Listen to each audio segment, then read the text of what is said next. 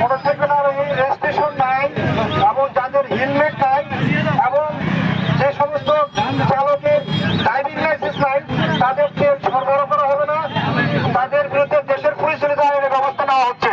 আপনাদের জন্য 1 মিনিট সময়। যে সমস্ত গাড়ির রেজিস্ট্রেশন নাই এবং যাদের হেলমেট নাই এবং যাদের ড্রাইভিং লাইসেন্স নাই আপনাদের অবগতির জন্য প্রথমবারের মতো জানানো যাচ্ছে। ওইটা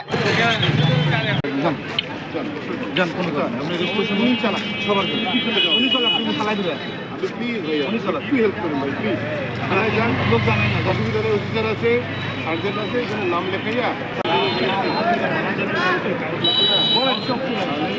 ধন্যবাদ সকলকে। ঠিক আছে